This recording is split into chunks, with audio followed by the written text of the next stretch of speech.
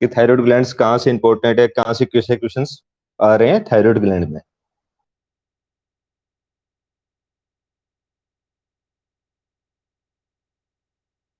Thyroid gland कहाँ पे होती है? नेक में रहेगी। और किस शेप की थी? थायराइड ग्लैंड्स का जो पहला सबसे बड़ा क्वेश्चन आता है कि ये लार्जेस्ट एंडोक्राइन ग्लैंड है। कौन सी लार्जेस्ट एंडोक्राइन ग्लैंड है? लार्जेस्ट एंडोक्राइन ग्लैंड है। लार्जेस्ट एंडोक्राइन ग्लैंड है। पहला क्वेश्चन, किस लार्जेस्ट एंडोक्राइन ग्लैंड कौन सी है? तो थायराइड ग्लैंड्स है। उसके बाद में फीटस में सबसे पहले फर्स्ट डेवलप किसमें होती है? फीटस में फर्स्ट डेवलप होती है इन फीटस, यानी फीटस लाइफ में सबसे पहले डेवलप होने वाली है। कितने वीक पे डेवलप हो जाएगी? 4 वीक पे। 4 वीक पे ये डेवलप हो जाएगी। या डेज की अगर बात करते हैं तो 21 से 24 डेज में ये डेवलप हो जाती है फीटल लाइफ में। 21 से 24 डेज का गेस्टेशन होता है, उसमें डेवलप हो जाती है। उसके बाद में सेकंड एक चीज और देखना कि लार्जेस्ट ग्लैंड ऑफ अगर बॉडी क्वेश्चन आता है, लार्जेस्ट ग्लैंड ऑफ बॉडी का अगर क्वेश्चन आता है तो कौन सी रहने वाली है? Of body. तो लार्जेस्ट ग्लैंड ऑफ बॉडी की अगर बात करते हैं तो लीवर रहेगा। लीवर रहेगा। लार्जेस्ट ग्लैंड ऑफ बॉडी है, दोनों क्वेश्चंस पूछे जाते हैं। लार्जेस्ट ग्लैंड ऑफ अगर एंडोक्राइन है तो थायराइड ग्लैंड है, और लार्जेस्ट ग्लैंड ऑफ बॉडी आता है तो लीवर है। उसके बाद में नेक्स्ट है कि इसका वेट कितना होता है?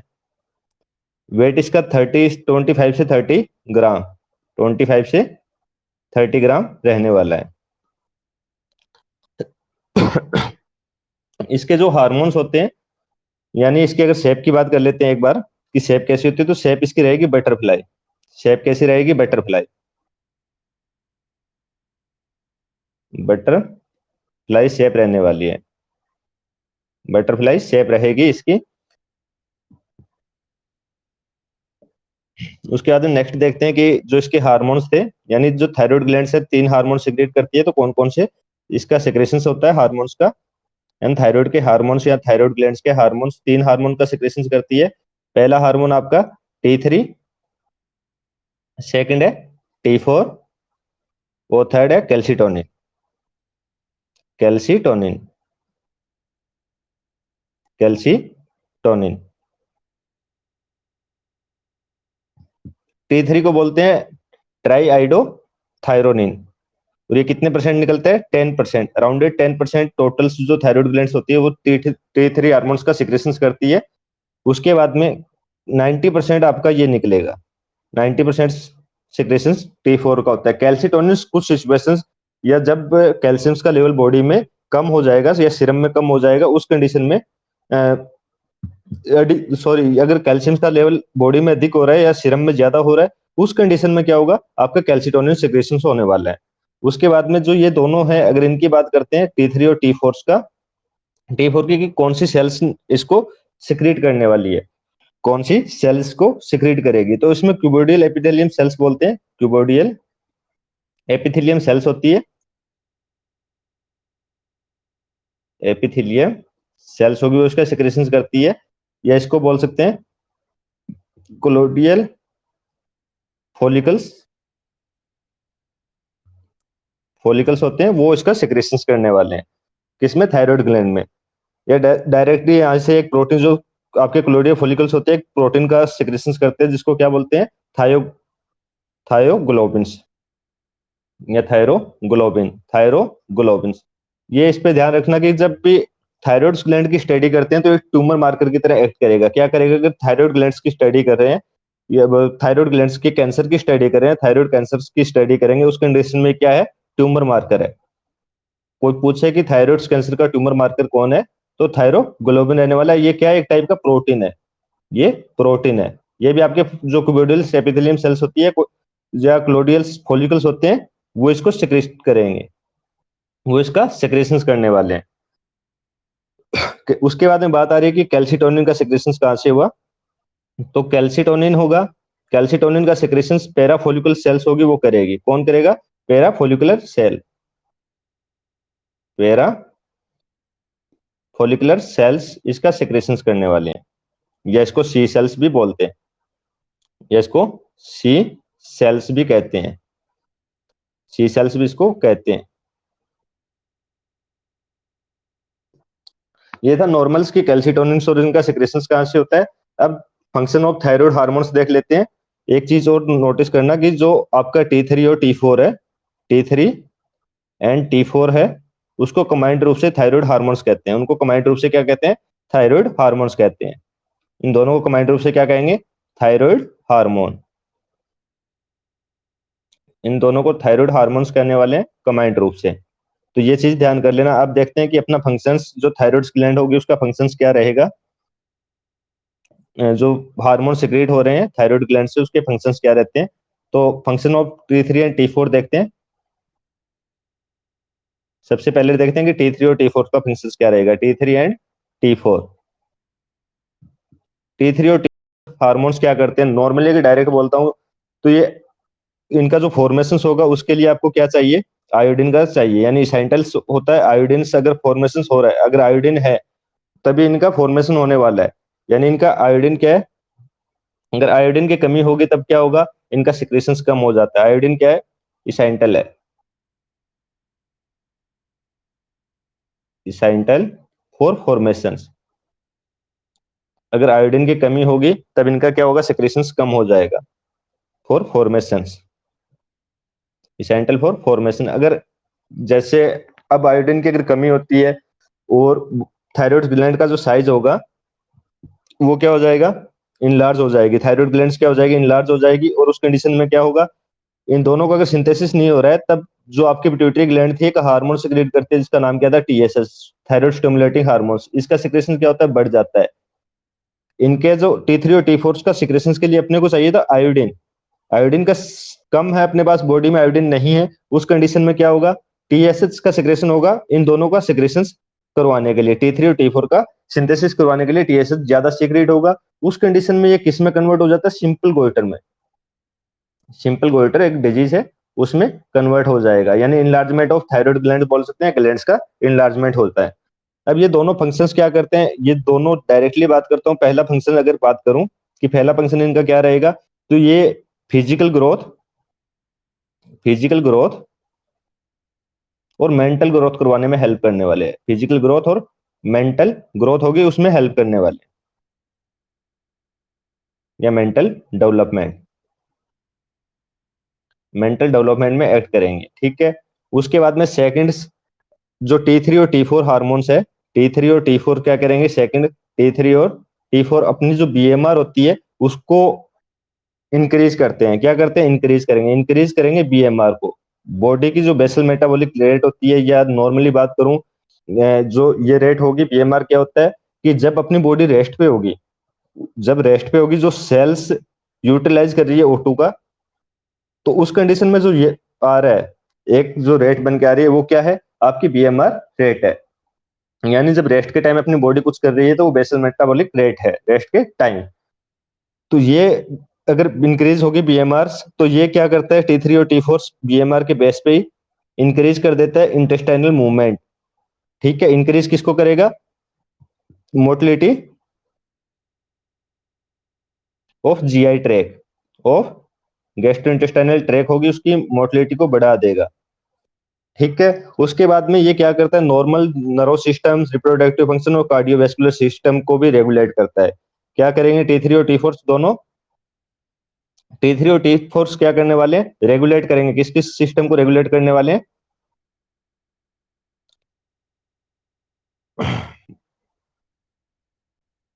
Regulate function of nerve system, function of nerve system, nerve system के फंक्शंस को करेंगे, रिप्रोडक्टिव सिस्टम के फंक्शंस को करेंगे, रिप्रोडक्टिव सिस्टम के फंक्शंस को भी करने वाले हैं। और सेकंड से अगर बात करते हैं नेक्स्ट फंक्शंस की, तो ये क्या करता है? इनहेंस करता है एक्शन ऑफ ADR, जो एड्रिनल ग्लैंड्स का एड्रिनल हार्मोन्स है उसके फंक्शंस को क्या करेगा? बढ़ाने वाला है। इनहेंस एड्रिनल, या action of adrenal, action of adrenal, adrenal के फंक्शंस को ये क्या करेगा? बढ़ा देगा। अब अगर एड्रिनल का फंक्शंस बढ़ेगा, एड्रिनल और नॉर एड्रिनल दोनों पे एक्ट करने वाला है, and नोरेडिनल।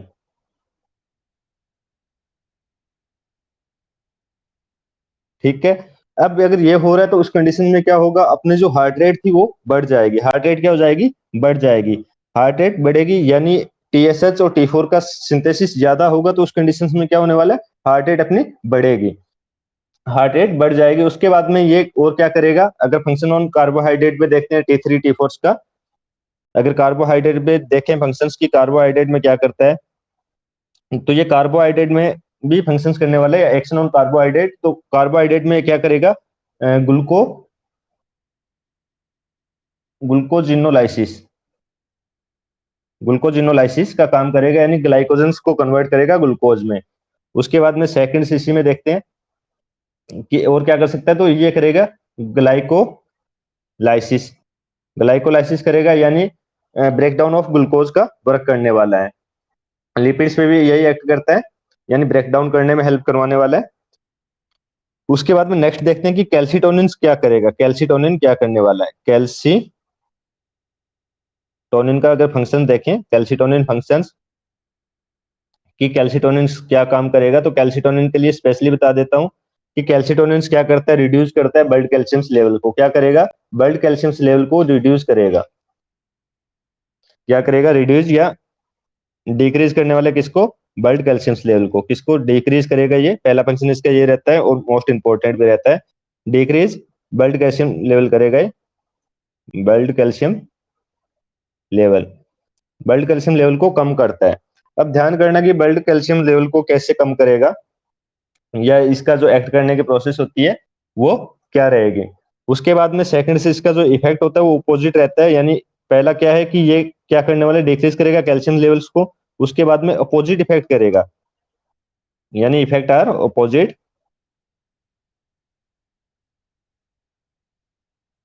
Opposite to PTS. Parathyroid hormones होता है उसके अपोजिट वर्क करने वाला है, पीटीएस के अपोजिट ये वर्क करेगा। कैल्सिटोनिन का सिक्रेशन उसी कंडीशन में स्टिमुलेट होता है जब ब्लड कैल्शियम लेवल होगा वो इंक्रीज हो जाएगा। जब ब्लड कैल्शियम लेवल होगा वो इंक्रीज हो जाएगा। अब देखते हैं कि डिक्रीज कैल्शियम लेवल को कैसे करता है, यानी डिक्रीज कैसे करेगा कैल्शियम लेवल को। तो डिक्रीज करने के लिए मोस्टली तीन तीन तरीके से काम करने वाला है। ठीक है। तो सबसे पहले देखते हैं कि बोन पे ये क्या करेगा। तो बोन पे अगर देखें कि बोन पे क्या एक्ट करने वाला है, तो बोन पे ये क्या करता है कि डिपोजिशंस को बढ़ा देगा, डिपोजिशंस को बढ़ा देगा और रीएब्जॉर्प्शंस को कम कर देगा। यानी नॉर्मली बात करूं तो ओस्टियो जो ब्लास्ट की एक्टिविटी थी उसको बढ़ाएगा। क्या करेगा, ओस्टियो ब्लास्ट की एक्टिविटी थी उसको क्या कर देगा, बढ़ा देगा। और यहाँ से ये क्वेश्चंस बहुत बार रिपीट होता है कि ओस्टियोब्लास्ट एक्टिविटी में कौन सा हार्मोन्स एक्टिव रहता है, तो कैल्सिटोनिन है, वो ओस्टियोब्लास्ट एक्टिविटी को इंक्रीज करता है। उसके बाद में जो एब्जॉर्प्शन हो रहा था इंटेस्टाइन से उसको क्या करेगा, बढ़ाएगा और डायरेक्टली बोन को डिपॉजिट कर देगा।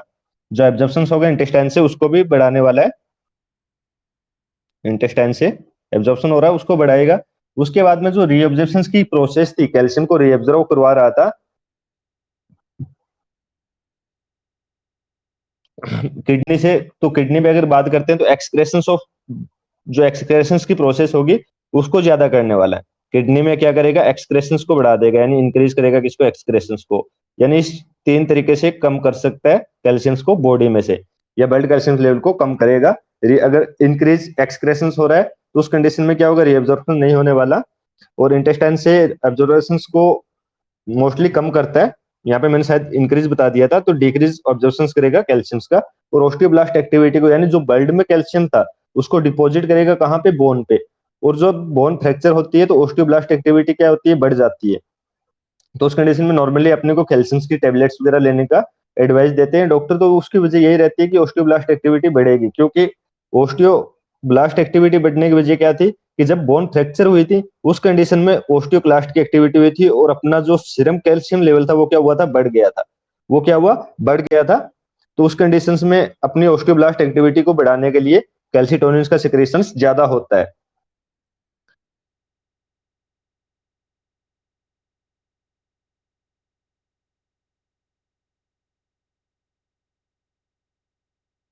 उसके बाद में नेक्स्ट देखते हैं, ये आपका कंप्लीट हो गया है पैराथायरॉइड, थायराइड ग्लैंड्स। उसके बाद में पैराथायरॉइड ग्लैंड्स की स्टडी देखते हैं कि पैराथायरॉइड ग्लैंड्स क्या करते हैं।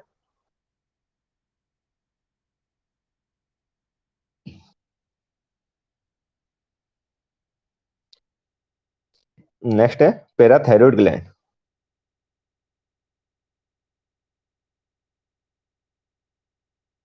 पैराथायरॉइड ग्लैंड, जो पैराथायरॉइड ग्लैंड है वो मोस्टली किसके पीछे रहेगी? Behind thyroid glands. Thyroid glands के जस्ट बैक साइड में मिलने वाली है। कलर की बात करते हैं तो कलर इसका डार्क ब्राउन रहेगा। कलर कितना रहेगा? कलर रहेगा डार्क ब्राउन। डार्क ब्राउन इसका कलर रहने वाला है। ठीक है, उसके बाद में बात करते हैं कि वेट कितना होता है। तो इसमें जो मोस्टली होती है, ये जो ग्लैंड्स होगी टोटल होती है 4, और एज का वेट कितना रहेगा? Arounded 40 mg। एज एज जो 4 ग्लैंड थी उनमें से प्रत्येक का कितना वजन रहेगा? 40 mg। अब जो ये ग्लैंड्स होती है ये मोस्टली दो टाइप की सेल से मिलकर बनी होती है। सेल्स अगर इसकी बात करते हैं कि इसमें सेल्स कौन सी मिलेगी, तो दो टाइप की सेल्स इसमें मिलने वाली है। पहली कौन सी होती है? Chief cell. चीफ सेल जो क्या करेगी, आपके जो पैराथायरॉइड हार्मोन्स था, पीटीएच हार्मोन्स था, उसका सिक्रेशंस करती है। उसके बाद में सेकंड आती है ऑक्सीफिल। ऑक्सीफिल जिसका फंक्शन अभी तक स्टडी नहीं किया गया है। ऑक्सीफिल सेल्स है, उसका फंक्शन है वो स्टडी नहीं किया गया, यानी नॉर्मली नहीं पता कि क्या करने वाली है।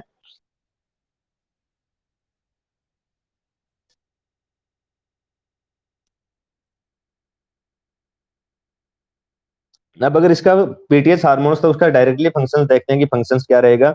तो जो पीटीएच हार्मोन्स है उसका फंक्शंस क्या रहने वाला है? अपोजिट काम करेगा किसके? कैल्सिटोनिन के। कैल्सिटोनिन क्या कर रहा था? डिक्रीज कर रहा था सिक्रेशंस को, और पीटीएच क्या करेगा? इंक्रीज करेगा। पीटीएच क्या करेगा? इंक्रीज करेगा किसका सिक्रेशंस? कैल्शियम्स का। यानी कैल्शियम्स का अगर लेवल कम हो रहा है बॉडी में, उस कंडीशन में ये रोल निभाने वाला है। अब यहाँ पे एक ध्यान करना कि कैल्शियम्स का नॉर्मल लेवल कितना होता है, यानी सीरम कैल्शियम लेवल। सीरम जो कैल्शियम का लेवल है वो कितना रहेगा? Serum calcium level. तो डायरेक्टली एक ही याद कर लेना, क्योंकि इसकी दो जो यूनिट होते हैं दोनों यूनिट साथ में बताने वाला हूं और याद भी रहे। 9 से 11 mg/dl, ये आपका पहला mg/dl यूनिट में। उसके बाद में 4.5, इसको हाफ करना है 9 को, और 5.5 m²/लीटर। पर लीटर। तो इन दोनों यूनिट को याद करने के लिए आपको ये बेस्ट यूनिट रहेगा। और कैल्शियम का लेवल बहुत बार एग्जाम में पूछा जाता है कि कैल्शियम का क्या रहता है। उसके बाद में एक चीज यहीं से कि टोटल बॉडी में कितना कैल्शियम है, यानी टोटल अमाउंट ऑफ कितना है our body. Total amount of calcium, कितने अमाउंट में अपने पास में कैल्शियम है, अपनी बॉडी में टोटल कितना कैल्शियम है। तो ध्यान रखना कि 1100 ग्राम, यानी 1100, 1100 ग्राम, या टोटल बॉडी का अगर बात करते हैं तो 1.5%, जितना बॉडी का वेट है उसका 1.5% रहेगा। नॉर्मली इसका जो मेन फंक्शन था वो यही है कि ये सीरम कैल्शियम के लेवल को मेंटेन करता है, यानी सीरम कैल्शियम के लेवल को मेंटेन करेगा।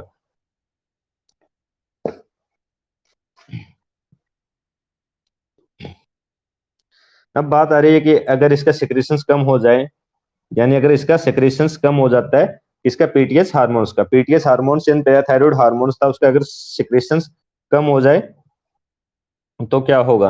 अगर पीटीएच का सिक्रेशंस कम हो रहा है तो उस कंडीशंस में क्या होगा? हाइपोकैल्सीमिया। हाइपोकैल्सीमिया होगा। अगर ज्यादा हो रहा है तब क्या होगा? हाइपरकैल्सीमिया। और हाइपोकैल्सीमिया यानी पीटीएस की वजह से जो हाइपोकैल्सीमिया होता है, टिटेनी बोलते हैं। तो ये चीजें देखनी है। अगर ये सिक्रेशंस कम हो रहा है तब तो क्या है? पीटीएस सिक्रेशंस कम हुआ तब आपको हाइपो होगा। अगर इंक्रीज हुआ तब आप हाइपर हाइपरकैल्सीमिया हाइपरकैल्सीमिया देखने को मिलेगा। अगर सिक्रेशंस पीटीएस का ज्यादा हुआ, डी कम हो रहा है तब तो आपको हाइपोकैल्सीमिया देखने को मिलने वाला है। यहाँ पे एक चीज देख लेते हैं कि अगर हाइपोकैल्सीमिया होता है, अगर हाइपोकैल्सीमिया होगा पेशेंट में, अगर हाइपोकैल्सीमिया हुआ तो उस कंडीशंस में क्या रहने वाला है कि एक डिजीज बोलते हैं या कोज करता है ये हाइपोकैल्सीमिया, टिटेनी को। टिटेनी टिटेनी एक मसल स्पाजम्स है, यानी इंटरमीडिएट टोनिक जो मस्कुलर स्पाजम होते हैं वो इन्वॉल्व रहते हैं आर्म और लेग्स में। तो यहाँ पे 2 साइन पे बार-बार क्वेश्चन बनता है, यानी जो टिटेनिया के साइन होते हैं, पहला है ट्राउसिस साइन, ट्राउस साइन, जिसमें क्या होगा, जो अपना हैंड होगा, हैंड टर्न करेगा अंदर की साइड, जैसे कि ये हैंड है उसमें ऐसे मुड़ जाएगा अंदर की साइड, जो यहाँ से एल्बो, जो आपका एल्बो का पॉइंट बोल सकते हैं, वृष्ट है, वृष्ट अंदर की साइड मुड़ेगी, ये आपका जो पंजा था, हाथ था आगे का, ये अंदर की साइड टर्न करेगा, अब नॉर्मल मूवमेंट करेगा इंटरनल में, ठीक है। उसके बाद में सेकंड है चोवेस्टिक। चोवेस्टिक साइन में क्या होता है, चोवेस्टिक साइन, ये दोनों आपको हाइपोकैल्सीमिया में देखने को मिलने वाला है। चोवेस्टिक साइन में अब मूवमेंट आते हैं फेस में, ये जो फेस है इसमें अब नॉर्मल स्पाजम्स आएंगे, अब नॉर्मल स्पाजम्स यानी एक साइड से मुंह, जो चेहरा होगा, फेस होगा, वो आपका सिकुड़ने लग जाएगा, उसमें स्पाजम आने वाले वन साइड में। मोस्टली इसमें जो क्वेश्चन बनता है कि आप मतलब जब जोइस्टिक साइंस को असेस करते हैं तो कौन सी नर्व को असेस करेंगे, तो ध्यान रखना है कि फेशियल नर्व होगी, फेशियल नर्व है, उसको असेस करेंगे जोइस्टिक साइन के लिए। तो इसमें जो फेस था अब नॉर्मल मूवमेंट करेगा वन साइड, या स्पाजम आएंगे फेशियल मसल्स में। तो यहाँ पे ये भी ध्यान रखना कि फेशियल नर्व होगी और फेशियल मसल्स दोनों में स्पाजम आने वाले हैं। ये दोनों क्वेश्चन बार बार रिपीट होते हैं। चोवेस्टिक को याद करने के लिए कंफ्यूजन होता है कि चोवेस्टिक को याद कैसे करें, तो जैसे फेस को अपने चेहरा कहते हैं, और चेहरे को अगर अपनी जो व्हाट्सएप वाली आजकल लैंग्वेज चल रही है उसमें सी से स्टार्ट करते हैं, चेहरा सी से। और नॉर्मली ट्राउसिस का अगर बात करते हैं कि ट्राउसिस को याद कैसे करें, तो ट्राउसिस टी से, जैसे राजस्थानी में एक बात होती है कि किसी को थप्पड़ मारना हो तो उसको क्या बोलते हैं, थाप, या थप्पड़ भी बोल सकते हैं। तो हाथ की साइड जाएगा कि हाथ से थप्पड़ लगने वाला है, तो टी से इसको याद रखना है कि ट्राउसिस में मूवमेंट्स किसकी वजह से हो रहे हैं, यानी अब मूवमेंट ट्राउसिस में किस में होंगे, हैंड में होंगे, और चोवेस्टिक में चेहरे में होने वाले हैं, फेस में होने वाले हैं, जिसमें फेशियल नर्व इन्वॉल्वमेंट रहेगा, फेशियल नर्व का इन्वॉल्वमेंट रहने वाला है। तो ये आपके नॉर्मल्स, इसका जो मेन था कि अगर इससे भी पूछा जाएगा तो यही पूछ सकता है। नेक्स्ट देख रहे हैं अपना glands, adrenal glands.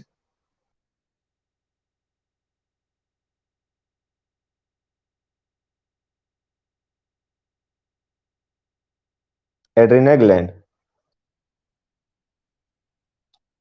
Adrenal gland, adrenal glands की बात करूं तो एड्रिनल ग्लैंड्स नॉर्मली क्या है, जो किडनी होगी उसके ऊपर रहेगी, इसलिए इसको क्या बोलते हैं, सुप्रा रिनल ग्लैंड्स भी बोलते हैं। क्या कहते हैं, सुप्रा रिनल ग्लैंड, जो अपनी रिनल है या किडनी है उसके अपर पोर्शंस में रहने वाली है। और इसका जो साइज, साइज से पहले एक चीज और बता देता हूं कि अगर ये मतलब लाइफ सेविंग ग्लैंड्स बोलते हैं इसको, सेकंड से अगर और नाम बताएं तो life saving, life saving gland है। अब यहाँ पे ध्यान करना कि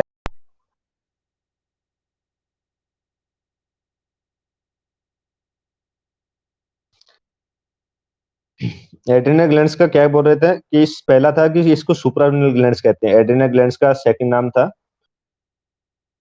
इससे भी बहुत ज्यादा इंपॉर्टेंट क्वेश्चन बनते हैं इसके हार्मोन से। इसको सेकंड नाम क्या था, सुप्रारिनल ग्लैंड, सुप्रा रेनल ग्लैंड, क्योंकि ये जो किडनी की स्ट्रक्चर होती है उसके जस्ट अबव मिलने वाली है, ठीक है। उसके बाद में इसको लाइफ सेविंग ग्लैंड्स कहते हैं, लाइफ सेविंग ग्लैंड। अगर ये ग्लैंड्स वर्क करना छोड़ दें, अपना काम एकदम से बंद कर देती है, तो जो इंसान होगा वो 3 से 15 डेज में उसकी क्या हो जाएगी, डेथ हो जाएगी।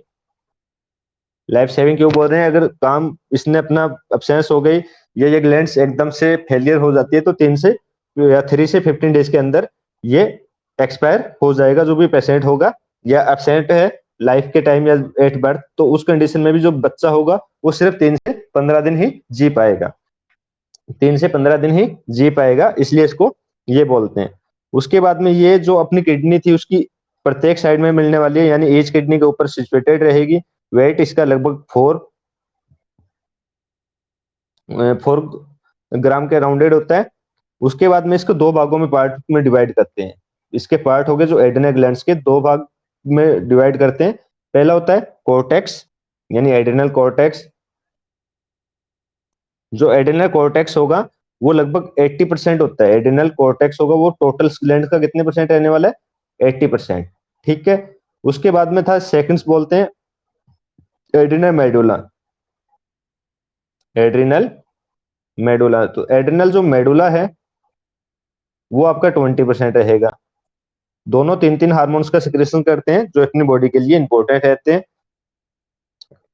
एड्रिनल कॉर्टेक्स और मेडुला। तो एड्रिनल कॉर्टेक्स का सबसे पहले हार्मोन्स देखेंगे, उससे पहले एक और है कि जो ये मेडुला होगा तो मेडुला पार्ट क्या होगा, ये आपकी ग्लैंड्स मान लेते हैं कि रीनल ग्लैंड्स है। जो मिडिल का पार्ट है वो क्या है, जो भी डायरेक्ट कर रहा हूं, ये क्या है आपका मेडुला है। और जो आउटर पोर्शन है, ये जो पोर्शन स्पेस रह गया वाइटिस, ये क्या है, ये आपका एड्रिनल कॉर्टेक्स है। तो ये चीज ध्यान में करना कि जो बीच का पार्ट आएगा वो क्या है, आपका मेडुला पार्ट है। उसके बाद में कॉर्टेक्स के 3 हार्मोन देखते हैं कि एड्रिनल कॉर्टेक्स के 3 हार्मोन्स कौन से हैं।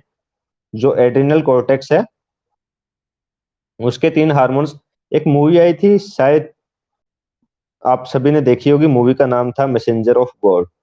क्या नाम था, messenger of God. Messenger of God एक महाराज या संत हुआ करते, संत है, उन्होंने निकाली थी। तो कोई अगर उसका जानकार अगर सुन रहा है तो मैं यही कहूंगा कि मैंने सिर्फ इसलिए ट्रिक बनाई है ताकि हम पढ़ सके, किसी की धार्मिक आस्था को ठेस पहुंचाने के लिए नहीं है। उसके बाद में सेकंड बता देता हूँ कि जो मेडुला पार्ट है, मेडुला पार्ट है, उसके हार्मोन साथ में देख रहे हैं। इसके क्या, एड्रिनल कॉर्टेक्स का एमएसजी, इसका ईएनडी एंड, इसके भी 3 हार्मोन्स। तो इसमें अपने सबसे पहले देखते हैं कि एम से कौन सा सिक्रीट होगा, यानी एमएसजी का एंड तक देखना उस मूवी को, बहुत अच्छी लगेगी अगर पसंद आए तो। उसके बाद में सेकंड देखते हैं कि जो आपका पहला हार्मोन है एम से, मिनरोकॉर्टिकॉइड्स, कौन सा है, मिनरोकॉर्टिकॉइड,